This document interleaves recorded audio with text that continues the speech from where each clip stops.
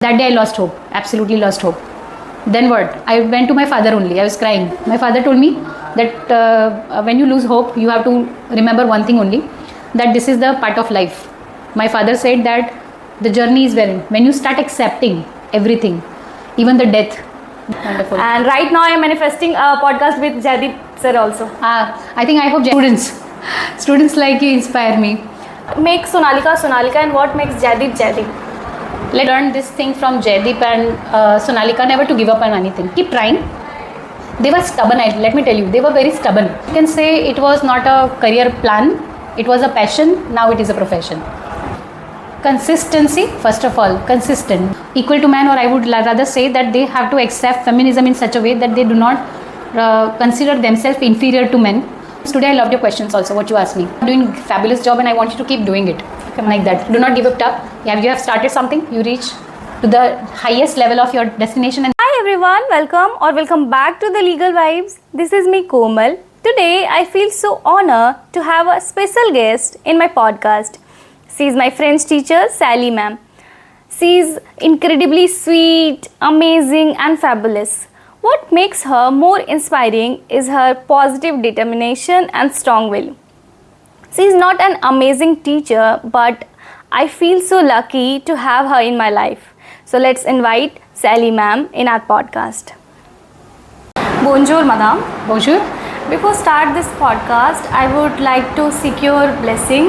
Yeah. I can't express you my feelings, the respect I have for you, like the same I have for my parents. Thank you so much. Means a lot. Thank you.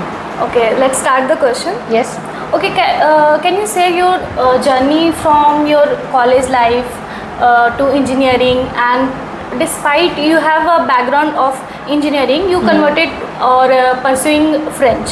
Why would you do that? Okay, my journey has not ever been very straight. It has always been up and down. Up and down I wouldn't say, but then it has always been challenging. Now, since in my school time, I was very good with mathematics, science and English. Considering that, I chose science stream. Then the admission that point of time, after my HSC, which is after 12th, I cleared my 12th. Then I think I was given an opportunity to either go for some medical or maybe engineering. Now the thing is that in our time, we used to study both the subjects, biology and mathematics. In that time, we didn't have either maths or biology group like that.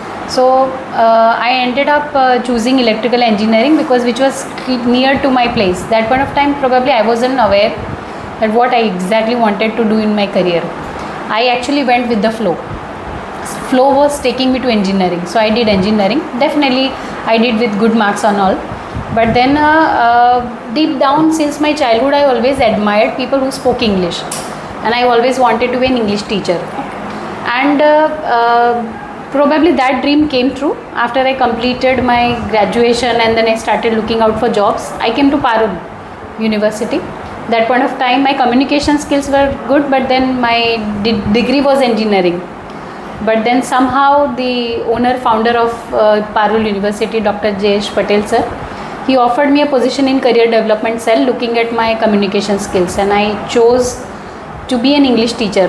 Now guess what, 13 October 2011 I joined university, but that day I didn't know French language. It happened afterwards. So when I started working with Parul University, that point of time it was group of institutes. Then I was getting some time free in the morning, and in morning time when I was free, I thought to pursue French language, and I cleared all my levels back to back. And French happened because probably I was very fond of music, and few French songs I listened, and it actually made me to learn language, to understand the words. And then I enrolled myself in French. I cleared language all the levels, and then I started teaching also. So French, you can say it was not a career plan, it was a passion. Now it is a profession. Okay. It's a nice journey, ma'am. Thank you. And what are your parents' role in your life? Huge role. I would say that maybe they are the only people why I am sitting right now talking to you. Because I come from let me tell you, since my childhood, my parents are undergraduates. My parents did not get opportunity to study. but they always wanted their children to study. Now I remember that my father used to always tell me that the girls' freedom in India, especially we are in patriarchy, and girls' freedom comes from education. So my father told me that if you want that freedom as a girl, you want to live in a society on your own terms where you can do something apart from your household chores. If you want to make a career, you need an education. And my father also told me that those girls or a boy, if you want to be independent in life, it comes from education, and after that it becomes financial independence. So my father always sponsored my education. He encouraged me. Definitely my mother played a great role, being a motivator. Certain times when you are demotivated, mother would come and encourage you to study further. Looking at my father's hard work, definitely it encouraged me to take him out of that life where he doesn't have to struggle anymore. So both of them have played a great role. So whatever I would say, let me tell you the whole journey of mine would like to dedicate to my parents, both. Okay, ma'am. So you are talking about independent women. So many women right now looking for you, and you are inspiration for them. Thank you. So can you say some experience and words for those who also see you and take you as your inspiration? Now let me tell you, my father encouraged me to have an education, but let me tell you, being a woman, probably if you are not, now some of them are already a mother of children, they may not have a chance to go back to college and complete their incomplete studies, which might not be possible. But to earn and to become self-independent, you don't need to really only have an education. Maybe you can start your homemade business also, where you can make things. Now I have seen women who are making their mark in the society just by preparing pickles. Can you imagine? And they are exporting it to abroad also. So the thing is that if you have a talent, if you have a willingness to do something, maybe some sewing job, or maybe these days I don't know, but I have seen girls are earning money using crochet art also. Yeah. So that is also one of the ways, because I think what I understand is now society has started recognizing and understanding the importance of art also. So all the ladies, I would like to just say that you make your own living, you earn your own money. That can happen nothing else than you can just simply cook for people, because there are job people and probably they are looking out for tiffin services. So maybe just if you're a good cook, then definitely, and if you're not a good cook, doesn't matter, you can become a good cook. There are so many YouTube channels you can follow where they are actually, I learned cooking from YouTube channel. So there are ladies who are making videos of cooking, making recipes, and they are billionaires today. Yes. So I believe that once you have passion to do something, nothing can stop you. So nothing is small or a bigger. We need food, so we need cooking recipes also. We need art, which we are wearing clothes and like that. So that has also got a career. And if nothing else, if you have a degree, definitely you can go for a job. So you choose your own path. Okay, ma'am. You always mention two names in our class also, Jaideep Pindoria and Sonalika Nigam. You always mention ki Sonalika is like that, Sonalika is that, Jaideep is that. What makes Sonalika Sonalika and what makes Jaideep Jaideep? Let me tell you the day, because a teacher's journey is it's very similar to parents' journey. So parents see you when you are born, and then they see you growing. I have witnessed the same journey for Sonalika and Jaideep, that when the first day I saw them as a teenager, probably, or maybe not very experienced. They were very freshers and probably they didn't have enough knowledge or confidence. But the same children, I have seen them growing. Means I remember both of them. How are they unique and different? Because no matter, they never participated in any competition for winning. They just did it so that they learned something from the experience. So be it a victory or be it a failure, they have always learned something. That means once they participate, they win something. Either they win the competition or they win the experience. So that's what they have been doing, and end of the day, let me tell you the final journey, what I saw in both of them. They both won the competition, they made it through. So probably those are the, sometimes let me tell you, it's not just they learned from me, I learned from them also. Sometimes as a teacher, maybe it's very easy to say, but we give up. We give up on a lot of things. I have learned this thing from Jaideep and Sonalika, never to give up on anything. Keep trying. They were stubborn, let me tell you. They were very stubborn. They want to learn something, they will go behind it, they will fail multiple times, but end of the day they achieved it. So I look up to both of them, definitely. Thank you for that question. Ma'am, we are junior of both of them, and we always want to become like them. And what are the things we can take from them to become them? Consistency, first of all, consistent. They were always consistent in their efforts. I have seen both of them reading and keeping themselves updated with the current affairs. Second point, they never lost a chance to participate in any event. Okay. Whether they won or they lost, doesn't matter.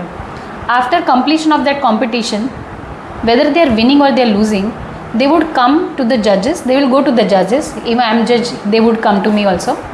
And they used to ask me a question, what is the feedback? And they used to write it down in their notebook. And the second time I have seen that whenever they are performing, that particular weakness is actually been taken off, removed from their performance. So they were constantly asking for feedback. How can I improve?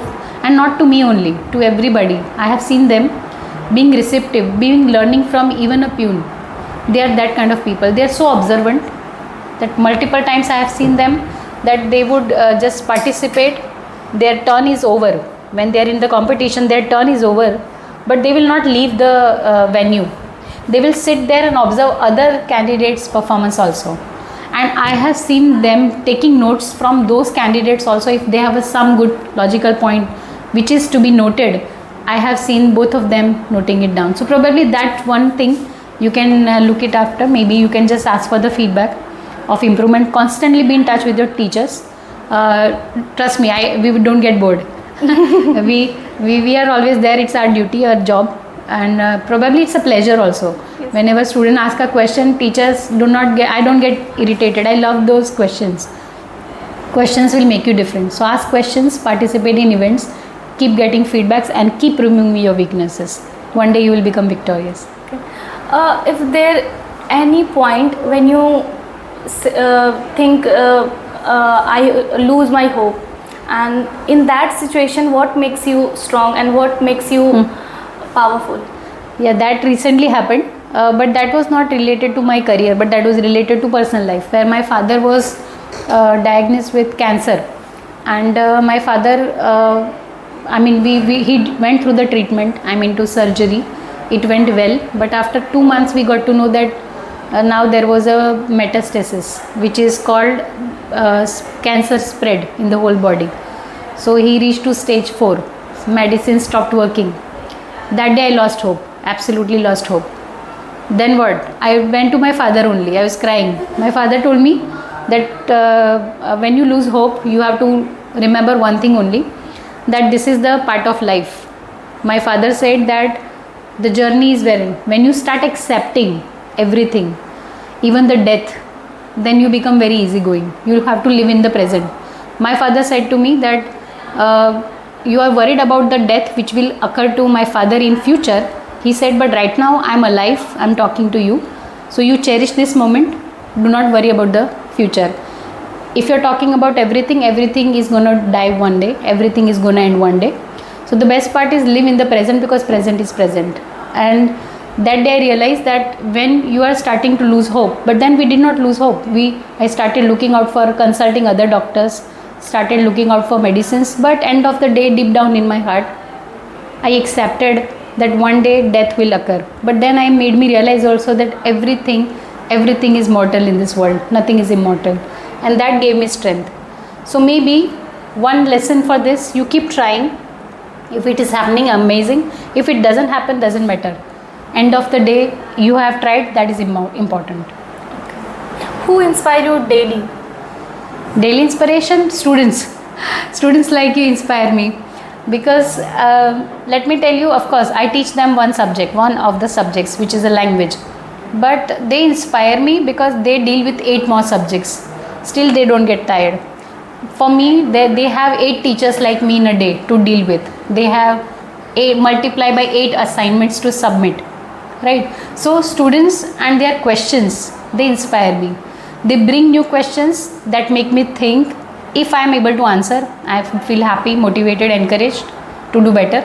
But if I am not able to answer, then it is a question mark to my knowledge, and then I think on that direction I have to gain more knowledge to answer my students' questions. So I think every day I deal with students, and students are the only inspiration right now I have. Okay. And those students who still figuring out to choose their path, and what advice do you give to them? I simply say to them that you should be good, you should be passionate about whatever you do. Now people normally take the word stubbornness negatively. I take stubbornness very positively. When you are stubborn to achieve something, you will reach to the best, highest level of something. So for example, once upon a time, because I studied from Gujarati medium school, I was very stubborn about speaking in English. Now that stubbornness was so much, I never gave up. So that stubbornness made me to get this job. Then I got another stubbornness of learning another language, not English, because everybody speaks English. I wanted to learn French. So I thought that. So I believe be stubborn in whatever you are good at. You never know, because people make, now somebody is good at playing cricket. So if somebody is stubborn playing cricket, they may become a national game of cricket, and they become a part of Indian cricket team also. So I believe that you stick to what you are good at, and one day you reach to the success. What does feminism means to you? Feminism doesn't mean bringing the men or considering them inferior. I believe feminism means that women, they'll understand their own situation in the society, they accept their status, that they're equal to men. Equal to man, or I would rather say that they have to accept feminism in such a way that they do not consider themselves inferior to men. So whatever female and men, they both have an equal part. I would say that they are the two tires of the bicycle, you know. So society is incomplete without that. So sometimes women themselves consider, because I am a woman, I cannot do this. I think that notion all the girls should remove from mind. Everything is possible if you really have a desire to do. I have never, in past we had never seen astronauts who were women, but we have now seen. These days, let me tell you very surprisingly, I have seen traffic policemen also as a woman. Nowadays I saw also Vitcos was once driven, Vitcos, which is a local bus service, it is also driven by women. So there is not a single place I can find where women are not working. I see now in, I'll tell you about, let's go back in 2001 where I studied my engineering. The topper of mechanical class was a woman. So she was the topper of the class. Second ranker was also woman, and the third rank starts with men. And how many admission were then in mechanical engineering branch? Just 2. And the both of them were toppers. So I believe feminism is understanding your own place, giving importance and value to your own self. The day you do that, I think then men will also accept you the way you are. Okay. The last question is, do you believe in God? Now it's very complicated for me to answer because I have been raised by parents who were who were religious. My mother used to do religious, but I was a science student also. I read Charles Darwin's theory also. So I cannot say that I am religious, but I respect people who believe in religion. Okay. If religion is something which is bringing peace in your behavior, then that's the best religion one can ever have. So I personally believe that for me, karma is dharma. Means this teaching job makes me mentally peaceful. So probably that religion for me is teaching. So I believe religion is a very personal thing, and I think it changes. Everybody's definition of religion is different. And my definition is that I believe maybe I may not have a time to worship the God, maybe because I am learning things so that I can pass into my new generations. But that doesn't mean that I will not like to visit the religious places. I respect, I would say that I celebrate all the festivals. I enjoy them. I cherish the festival as a festival. And religion doesn't stop me, any religion doesn't stop me to think in my own way. But that definitely, let me tell you, I respect all the religion equally. But maybe I'm not doing all the rituals on daily basis. My rituals, religious rituals, are lectures which I'm taking on regular basis. The way I observe you, I think your parents is your God. You can say that, because I think yeah, you are right. And you know what, because I always think God I have never seen, I have never touched, but parents, they were always side by in my thick and thin, my parents were there. So you can say that. So maybe my job and my parents. They are my God for sure. Do you believe in manifestation?